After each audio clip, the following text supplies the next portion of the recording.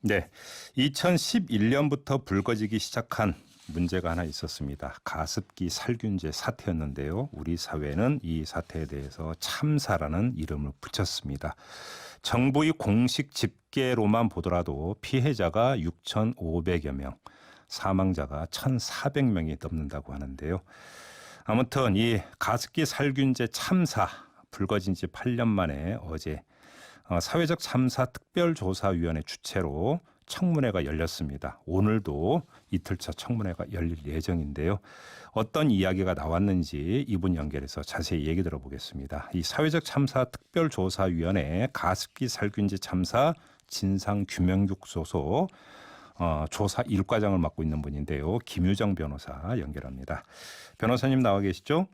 예, 안녕하십니까. 네, 안녕하세요. 지금 정부 공식 집계만 보면 사망자 수가 1,431명, 피해자 네. 신청 수는 6,509명이라고 하는데요. 이건 말 그대로 네네. 공식 집계된 수치인 거죠. 네네. 그러면 실제 피해자는 이것보다 더 훨씬 많을 수 있다 이렇게 보는 거고요. 네네. 그래서 저희가 사실 피해자 찾기도 지금 진행을 하고 있는 상황입니다. 그렇죠. 예. 알겠습니다. 아무튼 이 참사가 불거지고 나서 8년 만에 청문회가 열렸고 오늘 또 열리게 되는데 이 청문회를 열게 된 배경이라고 할까요? 이유라고 할까요? 어떤 걸까요? 이 지난 2019년 초에 이제 네. 검찰 수사가 진행이 되었고 재수사가 진행이 되었고 저희 네. 특조위도 작년 12월경에 이제 조사를 시작을 했기 때문에 네. 거기에 대해 조사된 내용들을 이제 국민들에게 알리고 또 검찰 수사 결과에 대해서 기업들이 어떤 입장을 가지고 있는지에 대한 그 입장을 듣는 자리, 그리고 네. 정부가 이 참사에 대해서 어떤 식의 문제점이 있었는지 좀 밝히는 자리가 됐습니다. 그래요. 일단 어제 열렸던 청문회에서 좀 의미 있는 주목할 만한 내용이 나온 게 있나요? 예, 기업 파트 부분을 좀 말씀을 드리면 네. 2011년 이후에 이 사건의 중심에 있는 SK케미칼, 그러니까 원료를 공급하고 가스기메이트라는 제품을 제조한 네. 회사이고 제품을 판매했던 애경산업 각각의 대표자들이 출석을 해서 네. 공식적으로 사과를 한 첫 자리였습니다. 예. 어떻게 사고를 했어요? 일단 국민들에게 이러한 가습기 참사 발생에 대해서 네. 진심으로 사과의 말씀을 드린다라고 고개를 숙였고 예, 그런 상황입니다. 근데 네. 사과와는 별개로 그러니까 두 네. 기업이 이 그 사태에 대응하기 위해서 협의체를 구성해서 활동을 해왔다 이런 의혹도 제기가 된 게 있다면서요. 네, 그렇습니다. 2011년경에 네. 2011년경부터 애경산업과 SK케미칼이 가습기 살균제 사건의 대응에 대한 이슈를 함께 공유하고 네. 논의하는 회의체를 협의했다는 것들이 저희가 발견을 했었습니다. 그래요? 근데 지금 네. 보도 내용을 접하니까 2017년인가요? 예. 정치권을 향해서도 뭔가 액션을 취하려고 했다는 보도가 있던데 이건 무슨 내용이에요? 예, 2011년부터 사실 회의체를 구성해서 가습기 살균제 이슈를 대응했고 네. 저희가 입수한 문건에 의하면 2017년 10월경에 네. 그런 미팅 자리를 가져서 그 자리에서 가습기 살균제 피해구제법에 대한 개정안 저지 방안이라던가 공정위 사건에 대해서 어떻게 대응할 것인가에 대해서 논의한 내용들이 확인됐습니다. 그러면 지금 그 개정안 입법을 저지하기 위해서 그러면 정치권에 어떤 식으로 설명을 하고 로비를 하고 이런 구체적인 행동 계획까지 혹시 담긴 겁니까 문건에? 예, 애경산업은 예. 김 회장을 통해서 개정안을 비판하는 내용 의견서를 작성 요청을 해놨다라고 얘기를 하고 예. 야당 측 의원들에게는 적어도 올해 안에는 법률이 통과되지 않도록 지연시킬 수 있는 명분을 만들어줘야 된다. 이에 대해서 SK케미칼은 원보이스를 낼 수 있도록 그 김 회장 의견서를 공유를 해달라라고 요청을 했던 겁니다. 그래요? 예, 또 나아가서 애경이 또 일부 보수 매체를 선정해서 개정안에 대한 비판 기사가 보도될 수 있게 조치를 하겠다라고 하니까 SK케미칼 쪽에서도 그럼 우리도 동참하겠다라는 뜻을 밝혔다는 이런 내용들이 확인이 됐습니다. 그러면 그 야당 의원 내지 보수 언론이라고만 표현됐습니까? 아니면 구체적으로 실명에 거론이 된 게 있습니까? 실명까지 거론되는 건 아니었습니다. 예. 그래요? 예. 자, 그러면 이 법률 개정안은 실제로 어떻게 됐습니까? 개정안은 사실 상당 부분 내용이 축소돼서 통과는 되긴 했지만 당시에 이슈가 됐던 것들이 피해자들의 청구권의 소멸시효를 연장하거나 이런 부분이나 아니면 기업이 징벌적 손해배상 책임을 져야 된다는 내용들이 사실 다 발의되어 있는 상태였는데 그런 부분들은 일정 반영되지는 않았습니다. 그러면 지금 이 두 기업이 그러니까 속칭 모의를 했던 내용의 상당 부분이 관찰이 됐다 이렇게 봐도 되는 거예요, 그러면? 저희가 사실 추가적으로 좀 또 조사를 해봐야겠지만 네. 실제 부수 언론 작업이 어떻게 진행됐던 것인지 네. 그리고 의원들에 대해서 어떤 식으로 이러한 내용이 진행됐던 것인지 조사가 필요합니다. 다만 예. SK케미칼 쪽 이제 그때 회의 참석했다는 양무 전부가 이제 어제 청문회 출석해서 이에 대해서 얘기하기를 예. 뭐 국회에 얘기하는 건 기업의 업무의 일환이다라는 식으로 이제 해명을 했지만 예. 실제 그 내용 구체적인 내용을 들어가게 되면은 국회의원들에게 이런 내용들을 전문위원들에게 의견을 듣는 식으로 이제 입장을 유도를 하고 네. 우리는 전문위원들에게 이러한 내용들을 좀 얘기를 해서 이게 저지될 수 있도록 해야 된다는 취지가 담겼던 겁니다. 그래요. 근데 그 조금 전에 이제 말씀하시면서 어제 청문회에 그 네. SK케미칼하고 애경산업 관계자가 출석을 했다고 말씀하셨잖아요. 사과까지 했다고. 네네. 그러면 이 의혹에 대한 어떤 질문은 없었습니까? 이 두 기업 관계자에 대해? 이 부분 그 당시에 참석했던 SK케미칼의 양무 전무가 출석을 했고 네. 진술 내용은 당시에 가습기 살균제 이슈 대응을 위해서 애경과 미팅을 해서 이야기를 논의를 한 적은 있다. 네. 하지만 자세한 내용은 기억나지 않는다는 취지로 진술했습니다. 기억나지 않는다.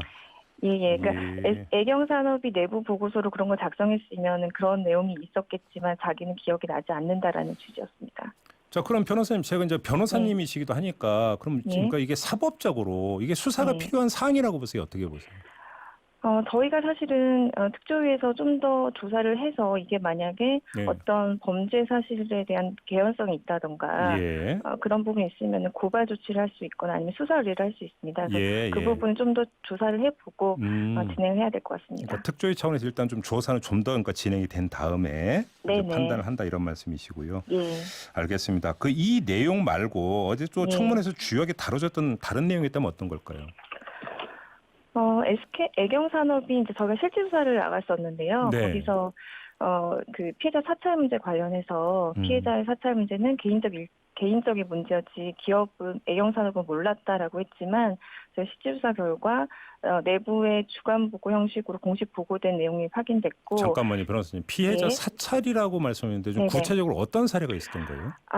그 애경산업의 직원이 자녀 피해자라는 명칭을 사용해서 피해자들이 활동하는 항의밴드에 그 가입을 해가지고 그 내용들을 확인하고 그걸 공식적으로 수집했던 내용들입니다. 그러니까 자기가 피해자인 것처럼 가장을 해서 이런 표현 써도 되는지는 모르지만 옛날에 했던 일종의 그 뿌락치 비슷한 활동을 했다는 얘기잖아요. 그 얘기는. 그렇죠. 사실 피해자가 아님에도 불구하고 자녀 피해자라는 명칭을 이용해서 내부 내용을 확인했던 것이죠. 그런데 그거에 대해서 기업이 뭐라고 해명을 했다고요? 애경산업은 처음에는 개인의 문제지 애경산업은 몰랐다라고 입장을 얘기했다가 어제 저희가 이제 그 애경산업 내부에서 보고됐던 자료라던가 이메일 주고받은 이메일 내용들을 공개하고 이것이 조직적으로 진행된 걸로 보인다라고 신문을 진행했었습니다. 그래요? 근데 지금 말씀을 듣다 보니까 이제 조사 결과 이제 그러니까 추가 고발 조치나 이런 게 가능하다고 말씀하셨는데, 아무튼 근데 지금 가습기 살균제와 관련해서는 수사 있었고 재수사까지 이제 끝난 상황 아니겠습니까? 그럼에도 불구하고 이제 세월호 그 사회적 참사 특조위에서 고발 조치하면은 수사는 다시 전개될 수 있다 이렇게 보면 되는 거고요. 지금 재수사 부분은 사실은 일부 애경산업과 SK케미칼 관련자들에서 업무상 과실치사상 혐의, 그다음에 증거인멸 혐의 이런 부분에 대한 재판이 진행 중인 것이고 그 이후에 혹시 추가적으로 발견되는 범죄 혐의 부분이 있다면 저희가 조사를 해서 고발 조치를 할 수 있을 것 같습니다. 알겠습니다. 그다음에 이제 그 결국은 안전성 기준이라든지 이런 어떤 그 정부의 어떤 그 규제 기준이라든지 이런 것들에 대한 확립이 필요한데 이 부분에 대한 논의는 좀 있었습니까? 사실은 안전성 부분 관련해서는 저희가 이제 정책적인, 그러니까 원료를 공급할 당시 원료를 유통을 하고 제품을 제조하고 판매하는 과정에서 각각의 기업이나 정부가 할 수 있었던 안전성 확인 장치들이 무엇이 있었는지를 좀 검토를 하고 있고 어떤 부분에서 구멍이 났기 때문에 이런 참사가 발생했는지에 대해서 면밀히 좀 보고 있고 저희가 나중에는 사실 이게 재발 방지를 위해서는 어떻게 제도를 개선하고 정책을 마련해야 될 것인가에 대한 것까지 같이 고민을 하고 있는 부분입니다. 알겠습니다. 네. 지금 0015님이 문자 주셨는데 아마 네. 피해자분이신 것 같아요. 근데 문자를 네네. 어떻게 주셨냐면 네. 가습기 살균제 피해자 더 찾으면 뭐합니까? 웬만한 자료로는 불인정으로 되돌아오고 추가 자료 보내도 계속되는 불인정이니 힘들어서 포기하고 싶어요. 이런 문자를 주셨거든요. 사실은 피해자를 찾는 뭐 이유나 목적 여러 가지가 있겠지만 사실은 지금 피해자분들의 질환으로 인정된 분이 아주 일부분입니다. 뭐 폐섬유화라던가 뭐 천식이라던가. 하지만 실제 사용자와 피해자를 찾아서 그분들이 호소하는 질환들을 다시 한번 재구성을 해보면 가습기 살균제가 일으키는 어떤 질환들이 뭐가 있는지가 확인이 될 수 있을 것이고 본인이 피해자라는 걸 인지하지 못한 상황에 있는 분들에 대해서도 이런 게 이러이러해서 가습기 살균제 때문이다라고 이제 밝힐 수 있는 부분이 있기 때문에 여러 가지 목적이 있다고 말씀드릴 수 있겠습니다. 그래요. 근데 얼마 전에 지금 나온 보도가 이 가습기 살균제가 군부대에서도 그러니까 사용됐다 이런 보도가 있었잖아요. 네네. 특조위에서 이거 지금 조사하고 있어요? 예, 지금 조사 진행 중에 있고 일부 국방부 관계자들에게 이제 자료를 요청해서 확인해서 내용들을 좀 파악을 하고 있는 상황입니다. 그래요? 근데 그러니까 일단 먼저 그 조사가 완료돼야 알겠지만 어느 정도로까지 이게 쓰였는지 이런 게 그러니까 중간 파악된 게 있나요? 지난번 보도에 이제 뭐 700개 정도가 사용된 걸로 확인됐고 실제 피해를 호소했던 피해자도 있다라고 이제 확인이 됐던 것이고요. 사실 이 부분은 오늘 청문회에서 군부대 관계자들이 이제 오늘 증인을 출석을 하는데 관련 상황에 대해서 좀 들을 수 있을 것 같습니다. 그럼 오늘 그 진행된 청문회에서 이제 주로 어떤 게 다뤄질지를 여쭤보려고 했는데 그럼 이 군부대에서 사용된 부분하고 그다음에 또 오늘 청문회에서 주되게 다뤄지는 게 또 어떤 게 있습니까?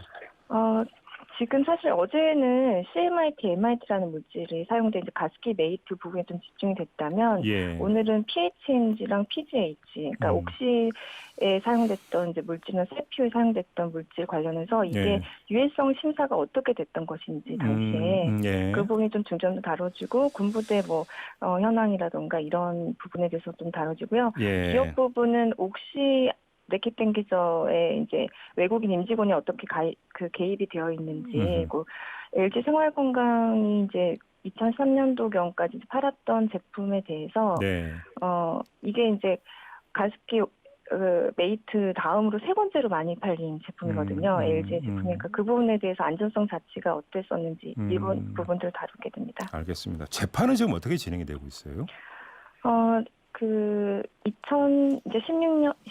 2016년에 옥시 관련돼서 재판이 한번 진행이 됐었고 올해 초에 이제 SK케미칼과 애경산업을 중심으로 재판이 그 수사가 진행이 돼서 최근에 업무상 과실치사상, 그러니까 그 상해를 입혔다는 부분, 그다음에 증거인멸, 이 사건 참사를 축소하고 의뢰를 했다는 그런 취지로 증거인멸 사건이 지금 진행 중이고.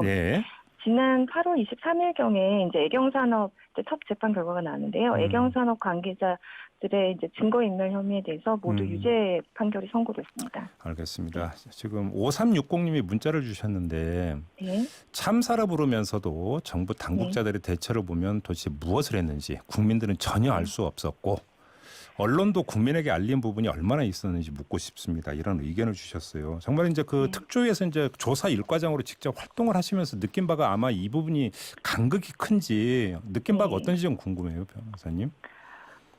저도 사실 제일 의문이 이게 아까 말씀드렸던 것처럼 원료 공급 단계에서 뭐 유통되고 제품이 제조되고 판매되는 단계까지 굉장히 수많은 과정에 있었는데 단 한 번도 안전성에 대한 조치나 물질에 대한 유해성에 대한 심사 부분이 제대로 되지 않았다는 부분이 제일 의아했던 부분입니다. 그러면 어느 단계에서 기업이나 정부가 어떤 장치를 마련했었으면 이 참사를 막을 수 있었을까? 이런 부분이 사실 제일 의문이고 저희가 계속 진상을 규명을 하고 정책이나 제도 마련을 하면서도 조금 많이 고려해야 되는 부분이라고 생각이 듭니다. 알겠습니다. 아무튼 그 사회적 참사 특조에서 좀 더 많이 밝혀주시고 또 많이 알려주셔야 될 것 같아요, 변호사님. 예, 열심히 해야겠습니다. 네네. 알겠습니다. 오늘 말씀 고맙습니다. 네, 감사합니다. 네, 지금까지 사회적 참사 특조위 조사 1과장을 맡고 있는 김유장 변호사와 함께했습니다.